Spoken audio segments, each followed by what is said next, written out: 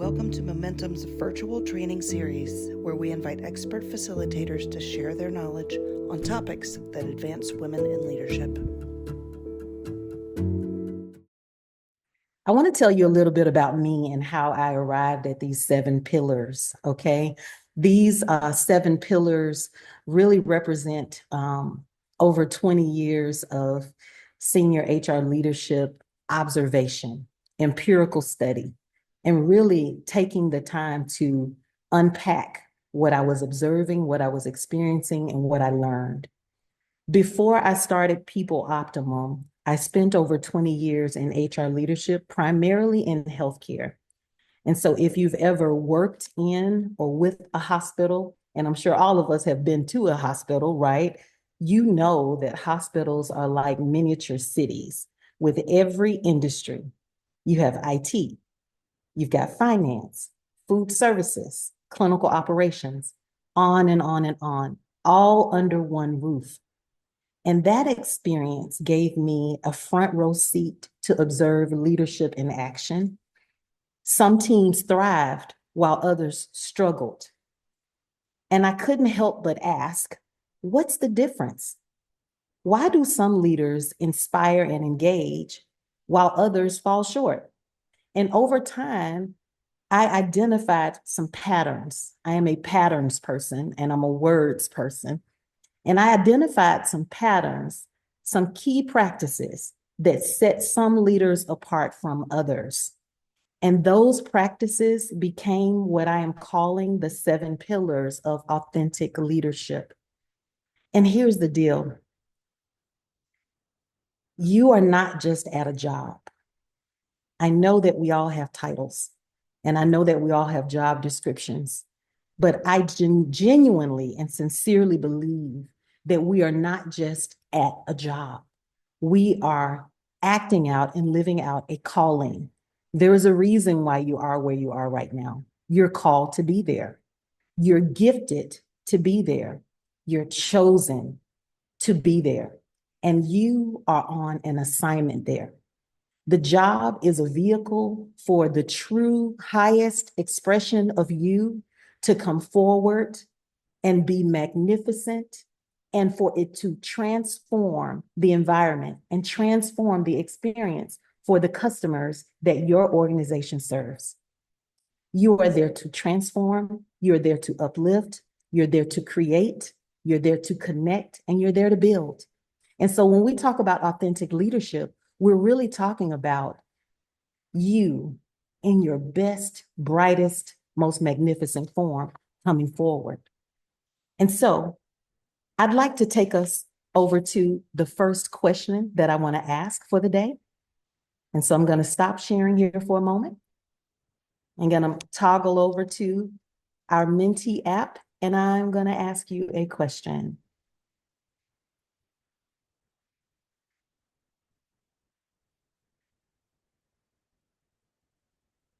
And so your instructions are here on the slide. And I see some of you have already started answering the question. What is your primary role in your organization? See, we got some people leaders, some individual performers, some who are in support roles.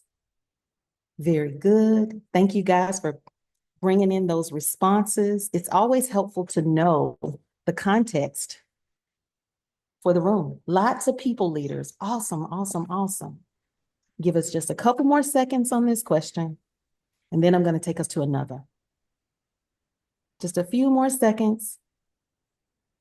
Thank you so much. And for those who haven't had a chance to hear the initial part of our presentation, we're using an application. All you have to do is go on your phone to menti.com, menti.com,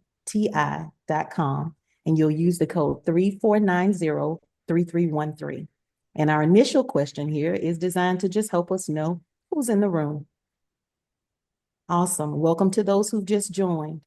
All right, I'm going to take us to the next question. For this next question, what I want to know is, I just want to dig a little bit deeper. Thank you so much. I see some answers have already started coming in. What does authentic leadership mean to you?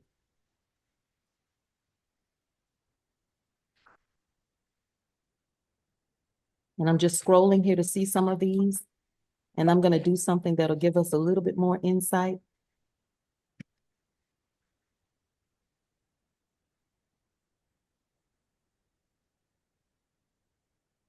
Let's see what you're thinking about authentic leadership. And thanks for your responses, everyone. So, what does authentic leadership mean to us?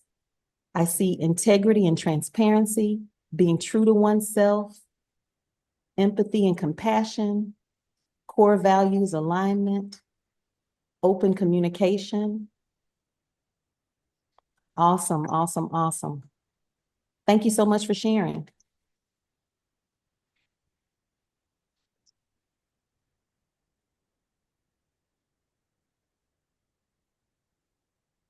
That was interesting. I enjoyed seeing all those answers, Mildred. Same here. Awesome. So before we dive into the pillars, I want to share a visual metaphor to ground us. And I call this the tree of authentic engagement. In today's work environment, we're in a very interesting place because less than 30% of the people who are working today in our country report that they are engaged at work. And what does engagement mean? It means I love this work. I love where I am doing this work, and I want to go the extra mile. And we've been in this space for a while. But what I want to share with us is a metaphor to really ground us around engagement. So, leadership is like a tree, and it thrives when rooted deeply, nurtured carefully, and focused on growth. And each part of the tree represents a vital connection. So we start with the roots, and roots go way deep down into the ground. And there's a quote here: to be rooted is perhaps the most important and least recognized need of the human soul. And so when we talk about the roots, what we're really talking about is being connected to our authenticity and our values in everything that we do. Most importantly, the space that we spend the most of our waking hours, which is the work environment. So being rooted and grounded in who we are and what's important to us. And then the trunk of that tree. Well, the trunk is the connection to your work. It is your competence coming forth and your passion coming forth and what you contribute every day. And then those branches symbolize your connection to others, to your team and leaders in your organization. It is about building trust and collaboration. And then the leaves, well, they reflect your connection to the mission, the vision, and your purpose for being there. And finally, the fruit. The fruit represents our connection to those that we are serving in our organizations. It's about delivering value and impact. And when all parts of the tree are thriving, guess what? So is your leadership. Now I'd like for us to explore the first pillar of the 7 pillars. And I want to start with an opening quote. And this is from a famous psychologist by the name of Abraham Maslow. And Maslow studied human needs and human motivations. And he created something that's called the hierarchy of need. And I'm sure many of you on this call have heard of Maslow's hierarchy of need. And what he studied and what he discovered is that when we as human beings focus on continuing to grow and not focus on our needs, that we experience life in a different way. And what he said is that one can choose to go back toward safety or forward toward growth. Growth must be chosen again and again. Fear must be overcome again and again. And so what are we overcoming when we choose to focus on growth? We're overcoming what Tony Robbins calls false evidence appearing real. And we're focused on growth. So it's not that we don't have needs, but it's that we don't center ourselves on our needs. We center ourselves on growth and connection. And so what I want to present to you is the first pillar of the 7 pillars. It is about us being. We're not human doers, we're human beings. And what I want to present is a roadmap that I call the best self roadmap, which provides us with guidance along the continuous journey of growth and development. It starts with purpose, and purpose is about the why. Simon Sinek wrote a book called Start With Why. And in that book, he says that people don't buy what we do, they buy why we do it. And so it's about identifying our values and creating clear vision for ourselves. I want you to think for a moment. What is my vision for myself? I will share mine with you. My vision is people and organizations thriving. People and organizations thriving is what wakes me up every morning. It was the genesis and the motivation behind me creating People Optimum, and it is the genesis and the motivation behind everything that I do. I want you to ask yourself, what's my purpose? What's my why? What's my motivation? The second step on the roadmap is alignment. It's about aligning our actions with our purpose. I want to encourage us to craft personal mission statements and identify habits. Habits are those regular tendencies, those regular activities, aligning our habits with our mission to support our goals. As we go into a new year, we certainly want to, everyone starts the new year with some resolutions. Well, many people start the new year with resolutions. And some people I'm starting to see say, I'm not into resolutions anymore. I'm just going to trust myself. And I love it either way. But what is clear and what is important is that if we want to go aligned in the actions that we take. Then the third step is growth. This is about committing to continuous improvement. And here I want to emphasize that there are many tools out there available to help us in planning for future growth. But one in particular that I want to highlight for us is the individual development plan. This is where we intentionally look at what our intentions are for the future and where am I now? And what do I need in order to get where I am going? What development do I need in order to get where I am going? And so on that continuous quest towards being, we want to make sure that we are emphasizing purpose, alignment, and growth. And now I want to stop sharing because I want to hear from you. I'd like to know from your point of view where you are on that journey.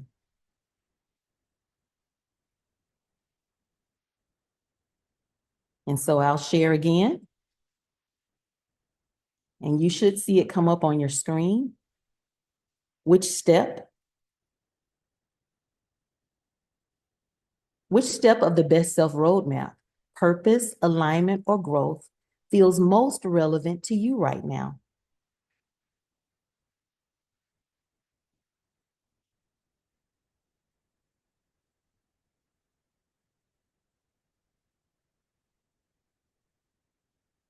Let's see what you're saying.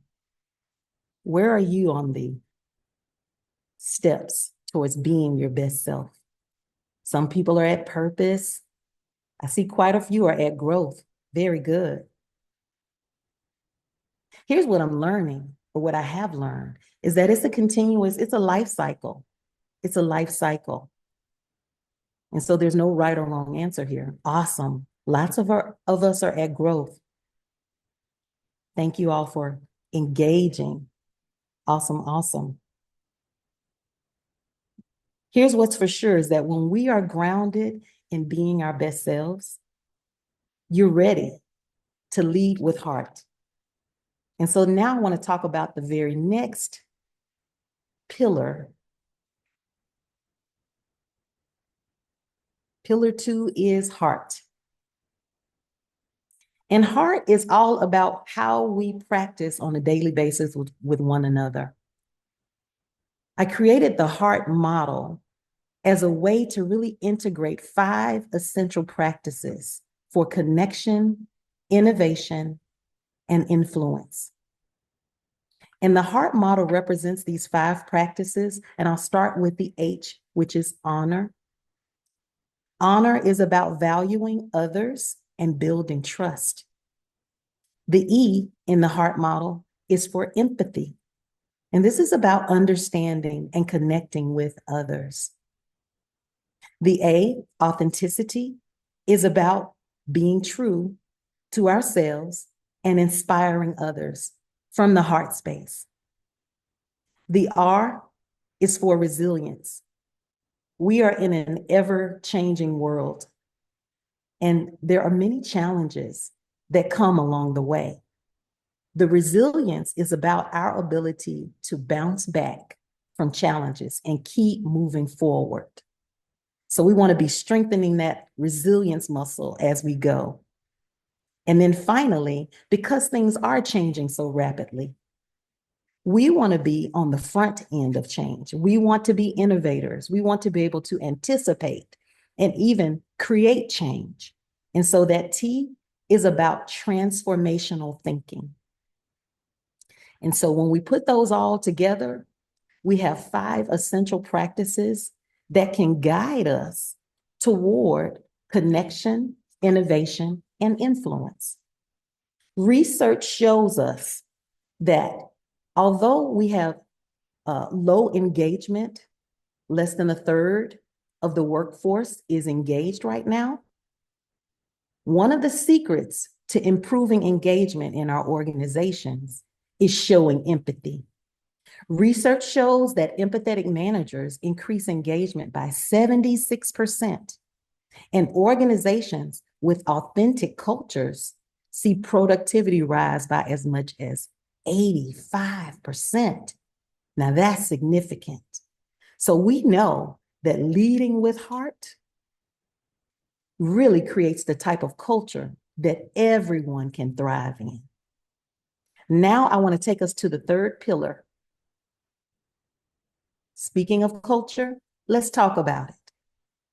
Did you know that employees are 10 times more likely to exit an organization because of culture than compensation? Now, being that I come from a healthcare world, I will tell you that we've seen many in the healthcare industry over the years that I worked in healthcare. We saw many compensation wars, even down to sometimes the cents. And many times leaders would say, oh yeah, they left for 15 cents. They left for 16 cents more. They left for 20 cents more. What I've come to understand is that people don't leave and uproot their lives for small amounts of money. They don't. And everyone gets rewarded with compensation for our contributions, our energy, and our efforts. But people will leave more quickly because of culture than they will because of compensation. And so culture is very important, very important. I created the culture model to empower leaders to nurture, grow, and adapt the culture in this ever-evolving marketplace that we are existing in. And we do that by understanding what are the true inputs of culture. What I've come to realize is that if we as organizations are only doing employee engagement surveys in 2025, we are missing the true voice of our employees. We're missing what's in the hearts of our employees. And I've created a tool that empowers organizations to actually get to the voice of the employee and recognize and understand what's really at the heart of the matter when it comes to our culture. And there is always room for improvement. But what we are addressing is the true inputs of culture. The true inputs of the human experience and the shared consciousness of your organization are not simply employee engagement. It's threefold, actually. It is the quality of the human connections, that is your people, policies, and practices. It is the quality of the environment, not just the physical environment, the physiological environment and the psychological environment. And it is the outcomes that are being produced by the collective group.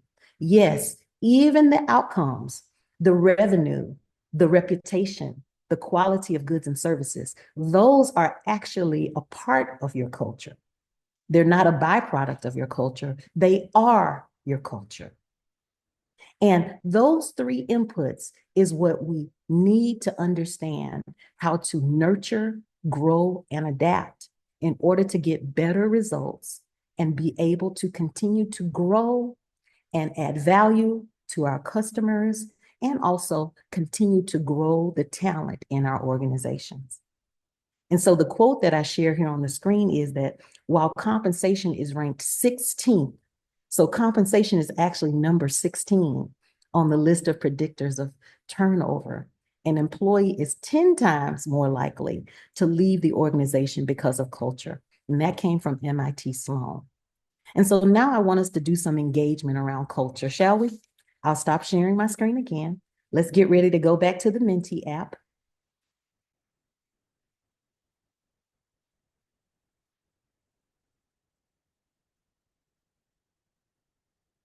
And you'll already see it there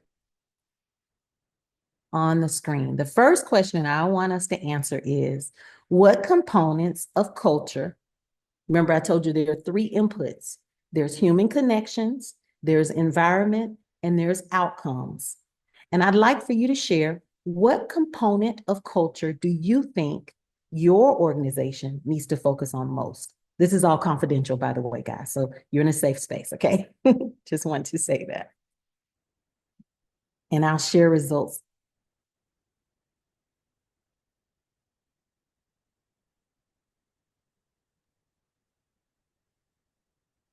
All righty, let's share. Which of those components do you think your organization should focus on the most at this time?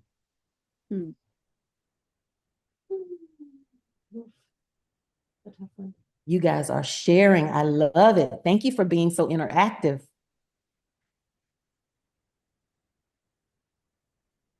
Awesome. Give us just another second, and then I've got another question to ask you. You guys are super. Thank you so much. Wonderful. Human connections is the area. Absolutely. And you know, I know that how many of you have heard a reference to COVID in the last 6 months? We all have, right? Mm-hmm. It's because it still has an impact. We don't just get out of that, unaffected. We need connection. We need each other. And we need that connection to be healthy, right? So now I'm going to move us to the next question, okay? Still on culture, still on culture. I'd like for you to share what you think the biggest challenge is your organization faces when it comes to building a thriving workplace culture. And this is free form, but in a moment, once we get a few responses, what will happen is I will get our system to amalgamate the information to help us get some understanding. Consistency in message, got it. Transparency, awesome, awesome. Good stuff. Communication, transparency, communication, clear messages. Capacity and energy, finding the time and space to connect, awesome. I'm gonna give you just a few more moments and then I'll get it to do its magic for us to help us understand our trends here. Thank you all for sharing. Culture is everything. And while you're answering this question, I just want to add this too. Each one of us brings our own culture to the organization, by the way. Every individual is a walking culture. This is my belief and based on my research. And I will tell you, I am a culture researcher. I have been studying it for over 20 years. And I have been studying it closely as the founder of People Optimum. Everyone brings their own culture. And then we co-create culture with others when we come together. It's that way at your house too, okay? So you get to choose what culture you create. You're creating it. It's your choice. All right, I'm gonna amalgamate now. Let's get some insights.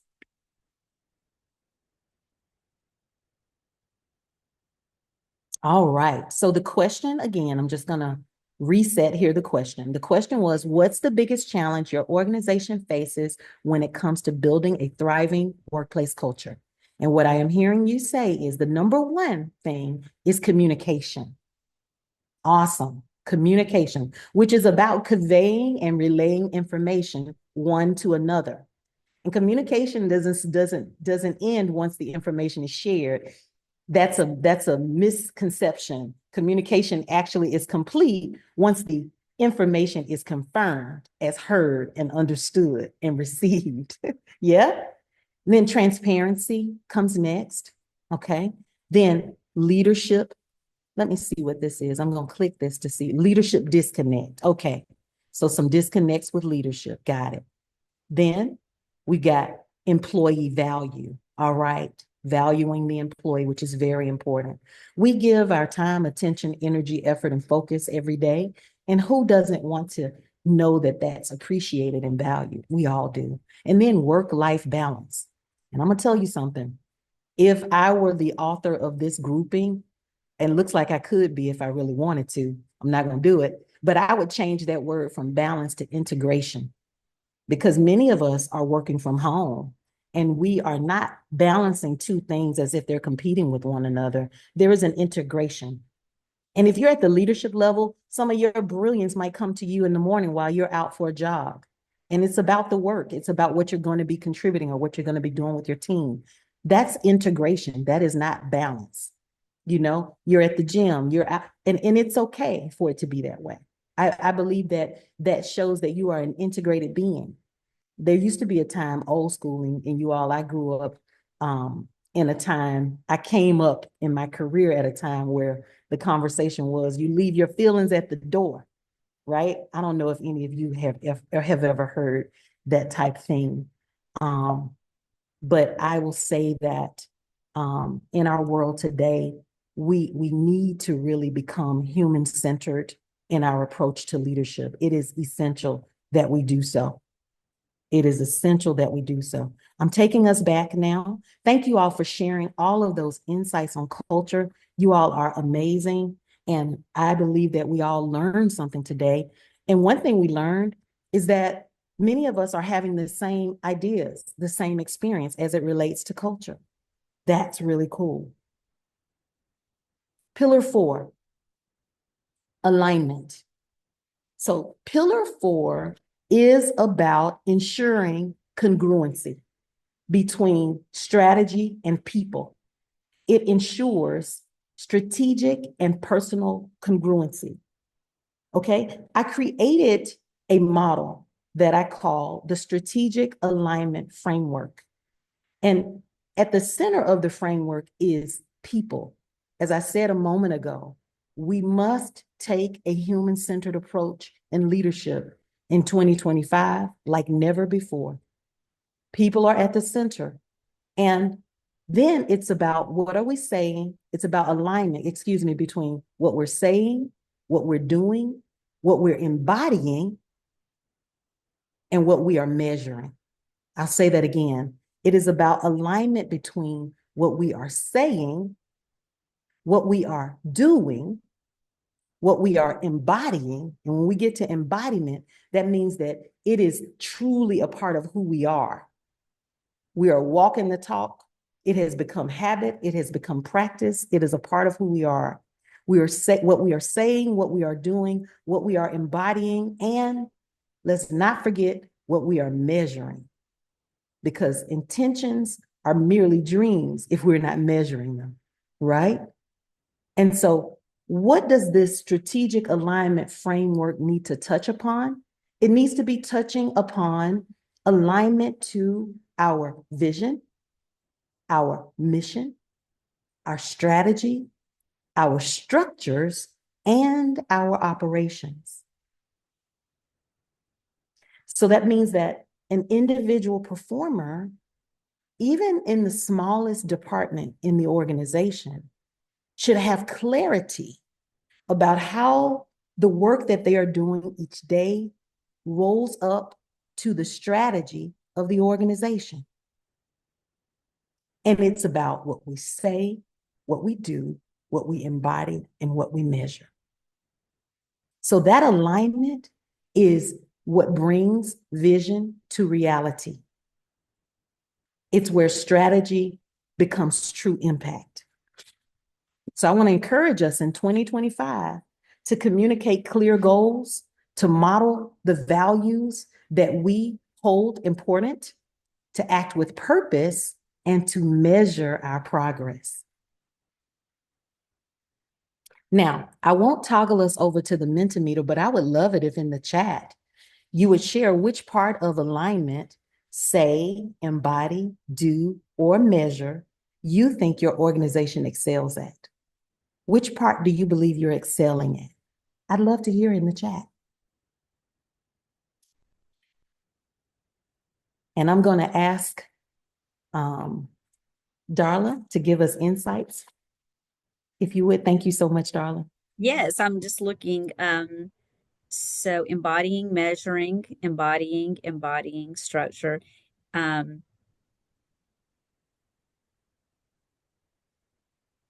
There's a lot that seems to be the biggest one right now is the embodiment, Awesome. which is exciting. That is very exciting. That is a wonderful sign. That's a great insight, because embodiment, honestly, simply means, according to the framework, that measuring is the next opportunity. Mm-hmm. And that is very much aligned with my experience and my observation in working with clients, is that metrics, key performance indicators, is the greatest opportunity for improvement. Mm. It is the greatest opportunity for improvement as it pertains to strategic alignment. It is, which is why we want everyone to fill out the survey at the end. So we Absolutely. can, I mean, really Absolutely. measure how we're doing what we say we're trying to do. And we that is so important with everyone in every culture. Absolutely. Absolutely. And with that, I have just a couple more pillars to go through with you. I want to definitely encourage us to stay until the end and give momentum, the feedback today, because feedback matters. Feedback, feedback, feedback. Just when we think we've given enough feedback, go ahead and give a little bit more feedback, leaders, okay? Just when you think you've said it enough, go ahead and say it a few more times, because I promise you, it is not falling on deaf ears. We have so many noises and so many notifications and so many lanes of traffic of information coming to us that we need to be sharing, and we need to be paying attention to each other and communicating together. And we just identified, as we were talking about the opportunities around culture, you all said that communication is the greatest opportunity. And so let's do that today as well, okay? Let's be really good stewards and kind stewards. Now, the fifth pillar is synergy, all right? Synergy is creative collaboration. 1 + 1 does not equal 2 when it comes to human beings working together. 1 + 1 might actually equal 16 or 500, depending on the energy, effort, time, and focus that's being put in. Synergy is about creating environments where teamwork leads to extraordinary outcomes. It's about collaboration, trust, and feedback. This 360 synergy framework is something that we use in our practice to optimize collaboration for greater outcomes. And I'm going to move us through a little bit quickly because I know we're getting close to the end of our time. Then the sixth pillar is execution. And execution, simply put, is about taking the right action at the right time to turn plans into results. Execution, this is a Zig Ziglar quote, execution is the bridge between goals and accomplishment. And so, as it pertains to execution, which is our sixth pillar, we want to focus on clarity, having goals and roles defined. We want to make sure that we are prioritizing and that we're making it clear what the priorities are. That's focus. And we want to make sure that we are being accountable. Back to that metrics thing again.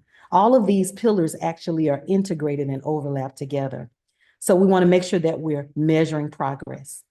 Finally, the last pillar is accountability.